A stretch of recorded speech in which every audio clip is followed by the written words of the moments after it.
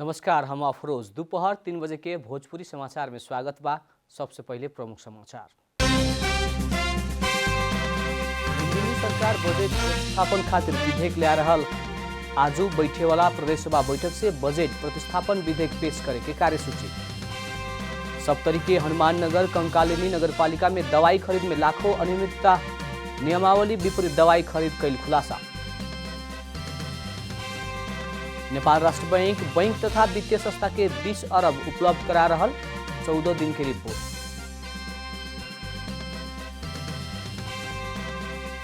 हिंदी धार्मिक सीरियल रामायण में रावण के भूमिका निभावल सशक्त अभिनेता अरविंद त्रिवेदी के निधन।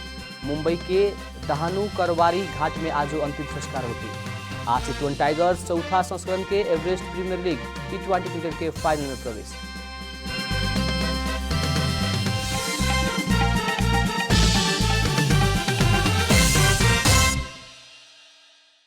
अब पूरा समाचार। लुम्बिनी प्रदेश सरकार बजट प्रतिस्थापन खातिर विधेयक ल्यावे के फैल बाटे।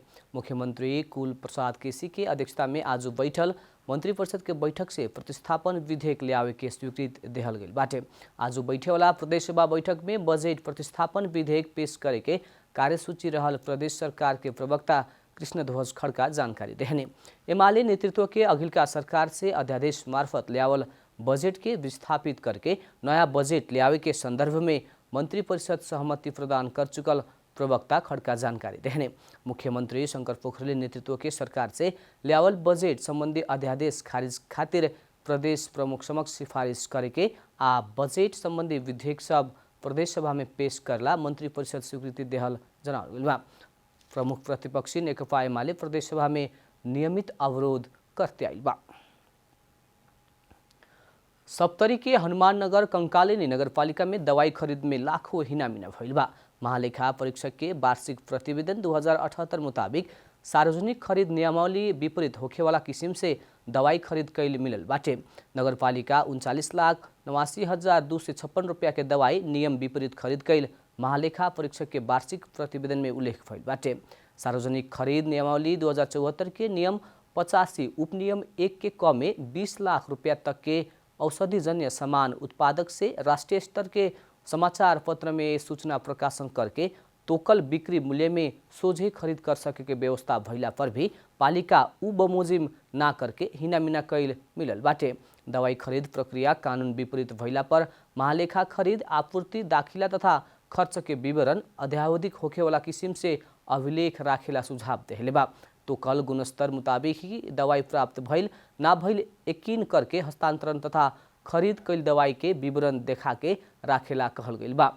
आर्थिक वर्ष के अंत में बाकी रहल औषधि सब जिम्मेवार जिनसे व्यवस्थित करके तरफ ध्यान देवेला समेत नगरपालिका के निर्देशन कैल गइल बा।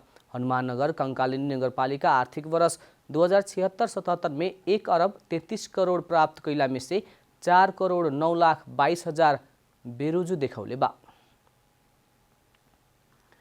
सरकार में शामिल होखे वाला मंत्री के नाम चयन लगायत के विषय में मापदंड बनावेला जनता समाजवादी पार्टी जसपा नेपाल के कार्यकारिणी समिति के बैठक बैठ रहल बा। सत्तारूढ़ गठबंधन में मंत्रालय के फाइनल लगला बाद मंत्री में केकरा केकरा के पठाव के विषय में छलफल करेला आज जसपा नेपाल कार्यकारी समिति के बैठक बोलावल पार्टी के प्रचार विभाग प्रमुख डम्बर खतिवड़ा जानकारी देहने। मंत्रिमंडल में केकरा के कैसे पठाव के बारे मापदंड बनावेला कार्यकारिणी समिति के बैठक बैठे लागल हा।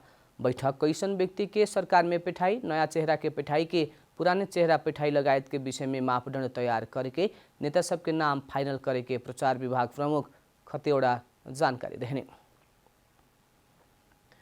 नेपाल भारत सीमा सुरक्षा बैठक भारत के राजधानी नया दिल्ली में शुरू भइल बाटे। 3 दिन तक चले वाला बैठक में नेपाल के तरफ से सशस्त्र प्रहरी महानिरीक्षक शैलेन्द्र खनाल बैठक में नेतृत्व कर रहल बानी त भारत सरकार के तरफ से सीमा सुरक्षा बल SSB के महानिर्देशक कुमार राजेश चंद्र कर रहल बानी। कुवार 19 से 21 गते करके 3 दिन तक बैठक संचालन होगी। बैठक में सशस्त्र प्रहरी बल सीमा सुरक्षा प्रमुख तथा सशस्त्र प्रहरी अतिरिक्त महानिरीक्षक AIG पुष्पराज केसी, परराष्ट्र मंत्रालय, गृह मंत्रालय आ नेपाल प्रहरी के एक जने प्रतिनिधि शामिल बाटे लोग। अंतर्देशीय सीमा अपराध नियंत्रण 10 गजा में संयुक्त सुरक्षा गश्ती दोनों देश के नागरिक के आवागमन में सहजीकरण आ सूचना आदान प्रदान छलफल के मुख्य विषय भइल जनावल गइल बा। भोजपुरी समाचार में अब छोट विश्राम।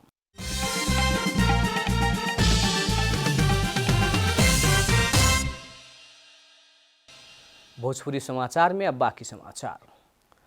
बुधैयर के जहाज सुर्खेत में लैंड होके ना सकला बाद नेपालगंज डाइवर्ट कइल गइल बा।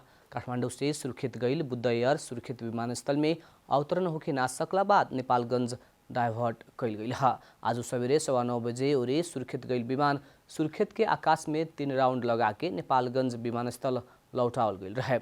विमानस्थल लैंड होखेवाला क्षेत्र काक्रे बिहार तरफ के मौसम ना खुल्ला से कुछ समय जहाज आकाश में होल्ड भइल विमानस्थल के वरिष्ठ अधिकृत ध्रुव पाण्डे जानकारी देहने। मौसम खुल्ला लगते नेपालगंज से विमान फिर सुर्खेत विमानस्थल में लैंड होकर के विमानस्थल जनौले बा। नेत्र विक्रम चंद विप्लव नेतृत्व के नेपाल कम्युनिस्ट पार्टी से नुवाकोट के बेलकोटगढ़ी 7 रातोमाटे में 385 रोपनी जगह कब्जा कइल गइल बा। अमेरिकी सहायता परियोजना एमसीसी से परियोजना अंतर्गत के काम के खातिर स्थानीय स्तर से करीब 1 अरब 40 करोड़ में किनल जगह नेकपा जिला स्तरीय नेता सबके टोली कब्जा कैलक ह। नेकपा के नेता सब पार्टी के झंडा गाड़ के उ जगह जगरा से बेचल गइल ह उ सब के ही भोग चलन खातिर कहले बाटे। नेकपा के नेता सब एमसीसी आवे ना देवे के आके उसे कब्जा कैल जगह स्थानीय से लेवे खोजला पर कड़ा कार्रवाई करे के चेतावनी समेत देहले बा। ई बेर के दशैं तिहार लगायत चाड पर्व में अघिल्का दशैं के तुलना में खाद्यान्न के मूल्य बढ़ल बाटे। यी अवधि में खाएवाला तेल, दाल, चाउर, चीनी लगायत के वस्तु के मूल्य बढ़ल बाटे। नेपाल खुदरा व्यापार संघ उपलब्ध करावल तथ्याङ्क मुताबिक रोजाना सबे उपभोग्य वस्तु के भाव बढ़ रहल बा। खाएवाला तेल और वनस्पति घिउ के दाम 90 रुपया तक बढ़ल बाटे। ऐसे ही मस्यौरा के दाम प्रति किलो 80 रुपया तक बढ़ल बाटे। यी अवधि में कुछ वस्तु के मूल्य सामान्य घटल देखल गइल बा। मैदा, सूजी, आटा और जीरा के दाम घटल खुदरा व्यापार संघ जानकारी देहले बा। बीतल कुआर से ई कुआर तकले में ताइचिन, चिउरा, सब प्रकार के दाल और चीनी लगायत वस्तु के दाम प्रति किलो 10-10 रुपया से बढ़ल बाटे। ऐसे ही केराउ के दाम प्रति किलो 30 रुपया और राजमा और मेथी के दाम प्रति किलो 40 रुपया बढ़ल बा। ई अवधि में बासमती चाउर, जौ, बेसार, बेसन, आटा और मर्चा के धुलो के दाम स्थिर रहल संघ जनौले बा। मैदा, आटा, सूजी, कोदो और जीरा के दाम घटल खुदरा व्यापार संघ जनौले बा। अब आर्थिक समाचार।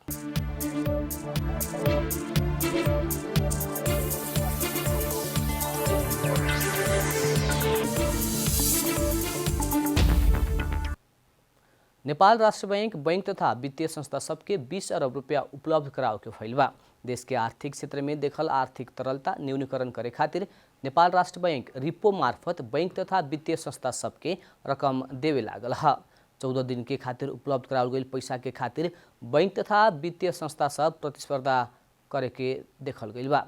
जैसे जौन ज्यादा ब्याज कबूल करी ओकरा के उ रकम देहल जाई। रिपो के ब्याज स्थायी तरलता सुविधा के 5% से कम होखी। पिछला दिन में जारी भइल रिपो के ब्याज 5% से बहुते बिंदु कम मात्रे तय होखेला।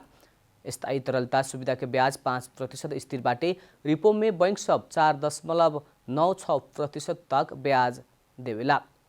राष्ट्र बैंक अपन अनुकूल में जारी करेला। स्थायी तरलता सुविधा बैंक सबसे मांगल समय में ही मिलेला। अभिन्न प्रणाली में 80 अरब रुपया से ज्यादा तरलता अभाव रहल बा।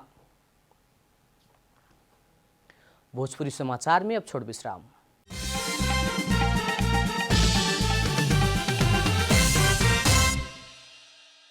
भोजपुरी समाचार में अब अंतर्राष्ट्रीय समाचार।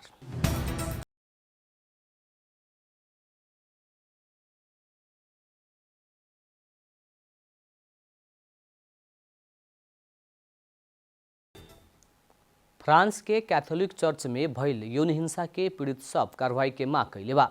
चर्च में भइल यौन हिंसा के घटना संबंध में भइल अनुसंधान के प्रतिवेदन सार्वजनिक भइला बाद पीड़ित सब कार्रवाई के माग कैलक ह।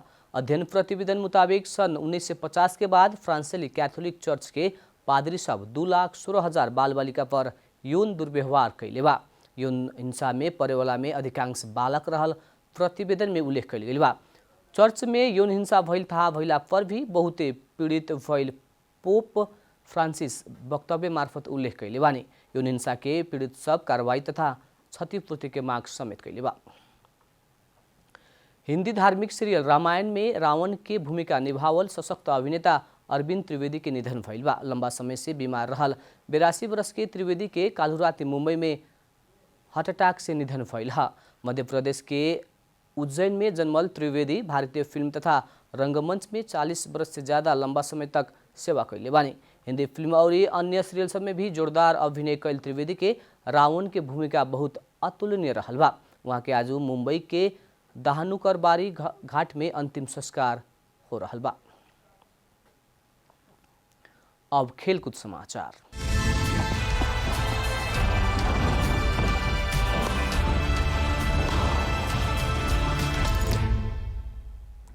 चितवन टाइगर्स चौथा संस्करण के Everest premier league EPL T20 cricket के फाइनल में प्रवेश कैले बा। टीयू क्रिकेट मैदान में आज भइल क्वालिफायर खेल में पोखरा राइनोज के 9 विकेट से हराव चितवन फाइनल पुगल है।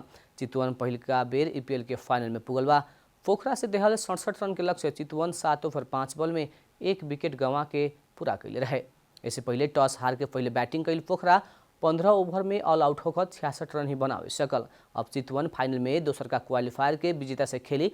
फाइनल खेल शनिचर के होगी। पोखरा फाइनल प्रवेश के खातिर दोसर का क्वालिफायर के मौका लेले बाटे। दोसर का क्वालिफायर में पोखरा एलिमिनेटर के विजेता से खेली। एलिमिनेटर में आज काठमांडू किंग्स 11 और भैरहवा ग्लैडिएटर्स बीच प्रतिस्पर्धा हो रहल बा। अंत में प्रमुख समाचार फिर एक बेर। लुम्बिनी सरकार बजेट प्रतिस्थापन खातिर विधेयक ले आ रहल। आज बैठे वाला प्रदेश सभा बैठक में बजेट प्रतिस्थापन विधेयक पेश करे के कार्यसूची। सप्तरी के हनुमान नगर कंकालिनी नगर पालिका में दवाई खरीद में लाखों अनियमितता, नियमावली विपरीत दवाई खरीद कैल खुलासा। नेपाल राष्ट्र बैंक तथा वित्तीय संस्था के 20 अरब उपलब्ध करा रहल 14 दिन की रिपोर्ट।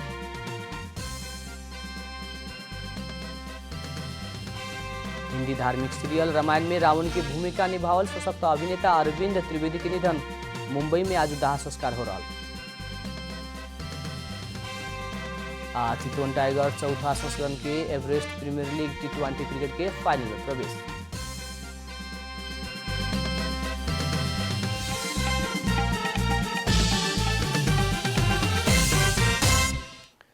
भोजपुरी समाचार अभी खातिर इतना ही। जनता द्वारा जनता खातिर प्रसारित जनता टेलीविजन के कार्यक्रम सब यूट्यूब, ट्विटर, फेसबुक हमने के वेबसाइट जनतासमाचार.com में भी पढ़ा देख सकत बानी। सूचना में अपने के सहभागिता, समय में समाचार हमने के प्रतिबद्धता। प्रणाम।